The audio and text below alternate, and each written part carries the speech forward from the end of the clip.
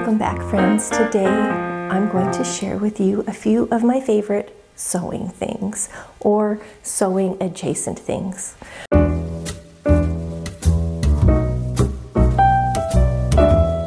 So I want to let you know that quite a few of the items I'm going to show you today will have an Amazon link down below, or you can go to my website, which will also be linked down below, and it has an Amazon shop. Anything you click on there, I earn a little commission on. So I want to make sure you know that up front. Not everything I'm going to show you, though, is there. I tried to find links to most of these things to make it easy for you to get them too, if you really want them. I'm not going to show everything. I do have like my cabinets back here and my cameo machine. A lot of things I did get on Amazon, and so I went ahead and included the link. My cutting table is from Amazon. My dress form I use is from a lot of things are. So I put all of those links on my Amazon shop, which will be the first link. So that's the easiest way to go find the things that I'm showing you today for most of them. I'm going to start with something that is not sewing necessarily, but something that I love, and that's a day planner. And I go through lots of different kinds. This is the one I'm going to start. I usually do like 18-month ones, or I like a long-running one as a rule. I have a lot going on in my life, and I always have enjoyed a day planner.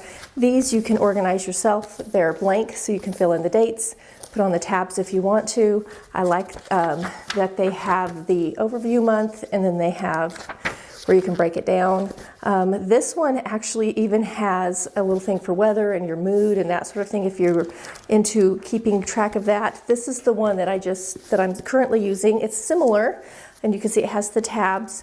It has more room to write what's going on in it if you need to. I do buy lots of fun stickers and things. I'm that kind of girl. I do enjoy stickers and stuff to go in my planner. So, planners. Love them. And I actually have a whole video on the sewing planner from Simplicity if you would like to see that. It's a really cute planner, and I actually used it for planning sewing stuff out. I do a lot of planning. I have a big calendar that I kind of map things out, and it just helps me keep track of things. Let's see, where do I want to start?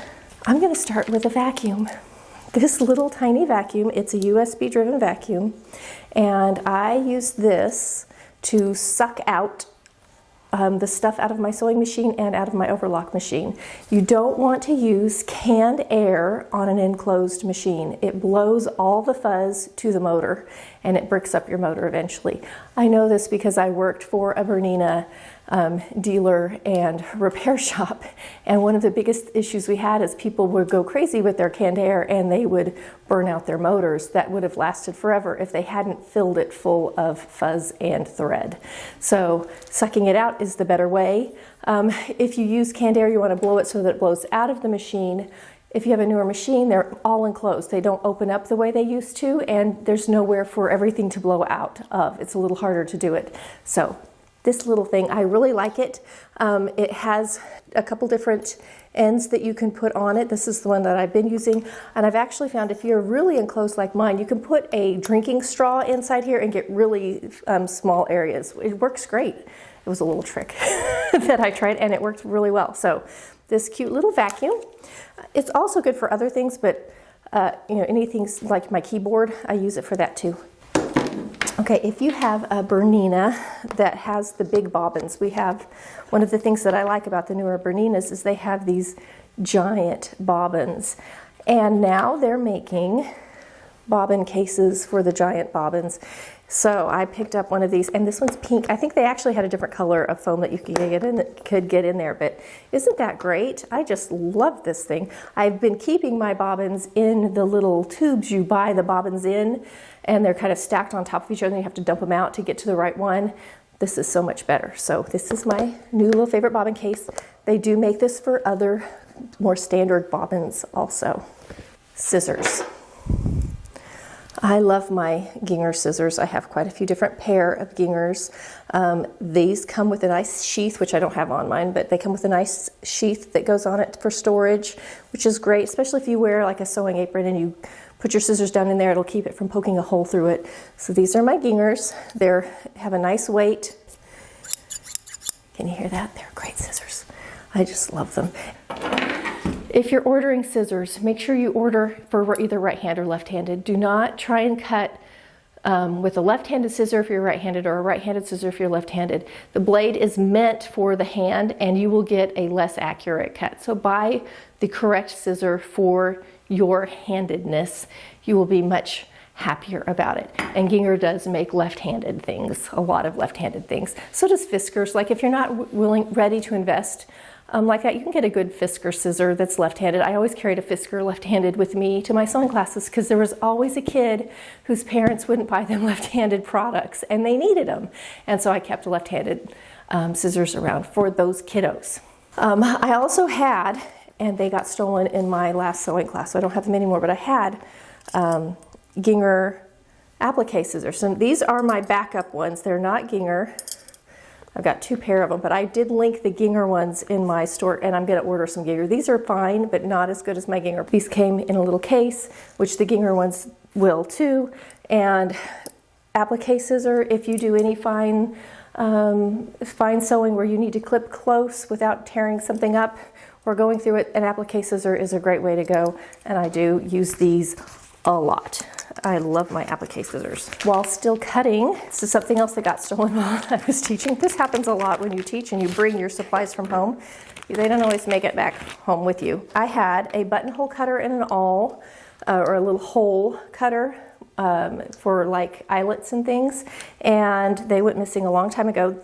I bought them way back when I worked at either Bernina or the Fabric Stash, and I used them all the time, and I've missed them since they went missing a few years ago, and I finally reordered some. The one I had came with just a wooden block, but now it comes with one of those little tiny self-healing mats. Now if you have a big self-healing mat, you can use it on that too. And this is the little hole cutter for eyelets. It actually has a little opening where the little hole, the little inner part, like a donut hole, can come out inside it. These are very sharp. Be really careful with these. And then this one is very much like a woodworking chisel. And the nice thing about this is only about a ½ inch wide. And so most buttonholes are going to be larger than that. Now, if you're sewing baby clothes, this is going to be a little too wide for that.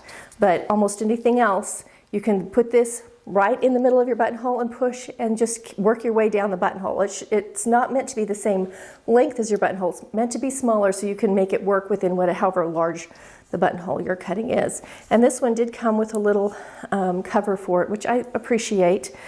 I keep it in its little original sack for now. I'm getting a little box together that I keep all of these things in, and I've had a couple different boxes and I don't like the size and shape, so I'm still trying to figure out which box I want to use for permanent. But this thing will keep you from cutting through the threads that you don't want to cut through. Unless you've made a mistake in your buttonhole, you should have a nice tiny space to cut.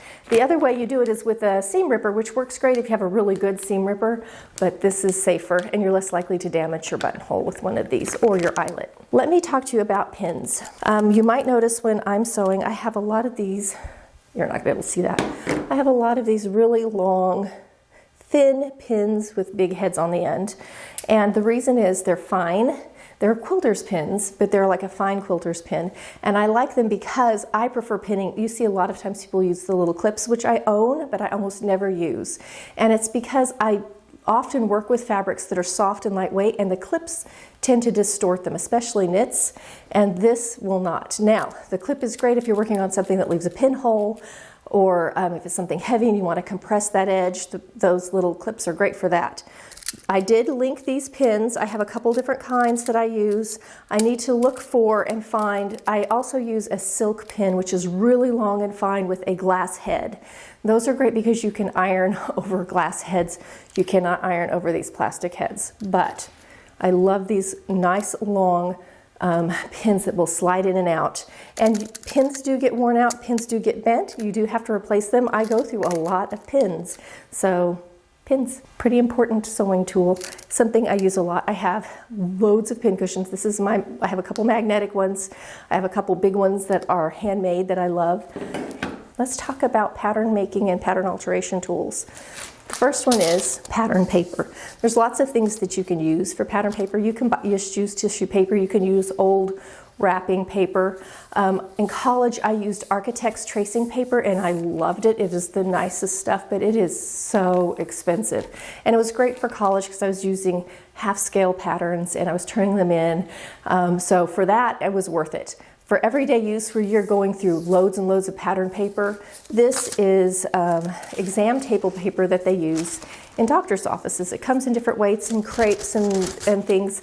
I've linked down below the one I get. I will warn you, it comes in a huge box. It's heavy, but I go through that much. So for me, it's worth it if you use a lot of it. It's also great for kids. It's a good tracing paper for lots of other things. So if you do a lot of kinds of crafts and arts, you might end up using it. It's quite inexpensive for a huge box. Exam table paper, it comes in different widths. I have 2 widths.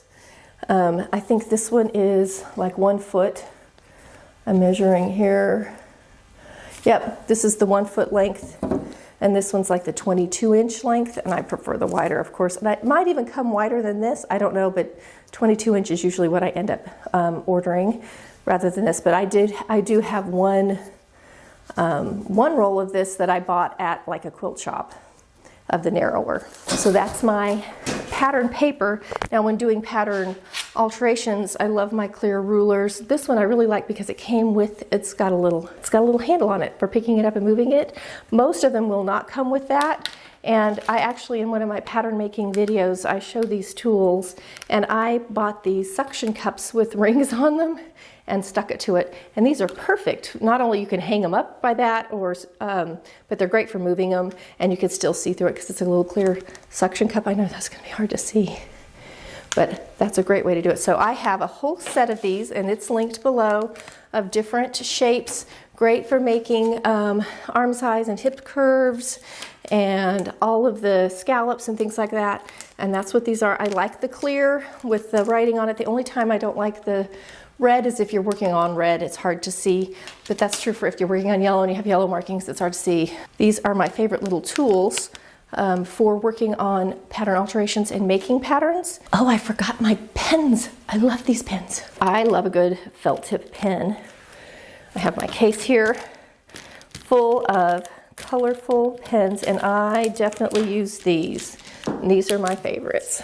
I like these pens. I like them for lots of things. I use them in my planners. Depending on what you're using them for and what you get them for, you know, what they can bleed through some things, but I don't usually have a problem with my pattern making. So these are my favorite felt tip pens. I think I usually get the 16 pack, and again, it's on my Amazon shop if you want some nice colorful felt tip pens for whatever thing you're working on. All right, one more for pattern design that I really like, and this is in my pattern making video also, and it is, it's called Humanoid French Curve Template Rulers.